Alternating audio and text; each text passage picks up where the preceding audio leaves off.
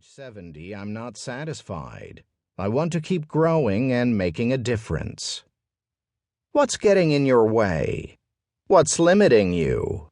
Do you know? If you don't know what's limiting you, how will you remove it?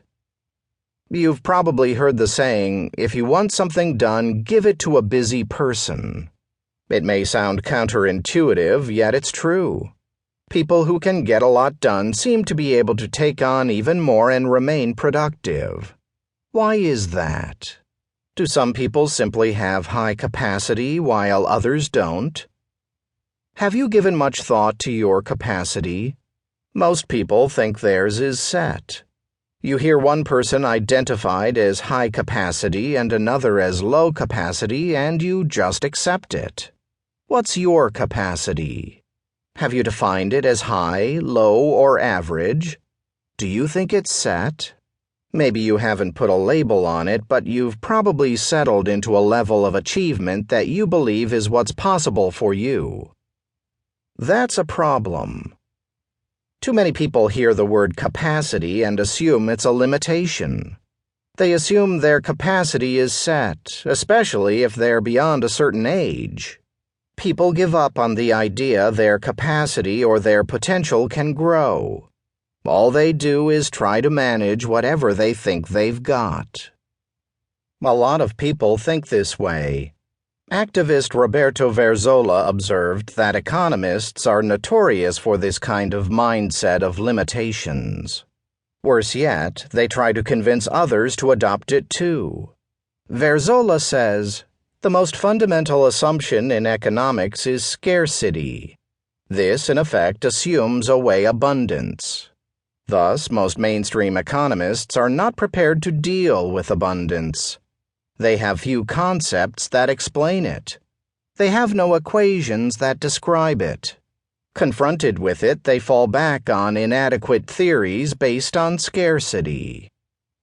In other words, they define the world in terms of its limitations. They also define people in terms of their limitations. That's too confining. Instead, we need to define our world and ourselves in terms of our possibilities.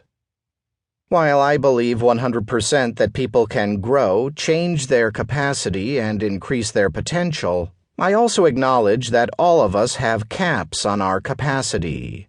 Some caps are fixed, but most are not.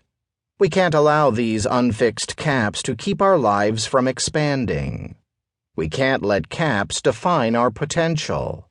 We need to see beyond the caps and see our true capacity before we can blow off our caps and expand our capacity. Charles Schulz, creator of the Peanuts comic strip, wrote, "Life is like a 10-speed bike. Most of us have gears we never use." What he's saying is that most of us have capacity that is untapped. We have capacity that we're not even aware of. But we can change that. 2. You can become aware of the possibilities that can make you better. This is where I want to spend the majority of our time in this chapter. I want us to focus on awareness. All lasting growth requires awareness. Unfortunately, if you lack awareness, then you don't know that you are unaware. It's a blind spot. You don't know what you don't know, and you can't see that you are unable to see. That's a catch-22. My journey to self-awareness was simple, but it did take time. It began with others helping me become aware. It took someone who did know to help me see it. This experience created a hunger in me to further develop my self-awareness. I began to wonder what else I was missing. What else didn't I know? I started wondering if there was something else out there for me. This chapter communicates the process I developed. I don't assume that I've arrived. I still keep asking myself, what am I missing?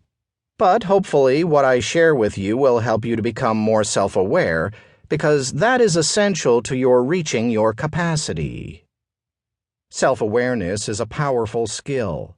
It enables you to see yourself clearly. It allows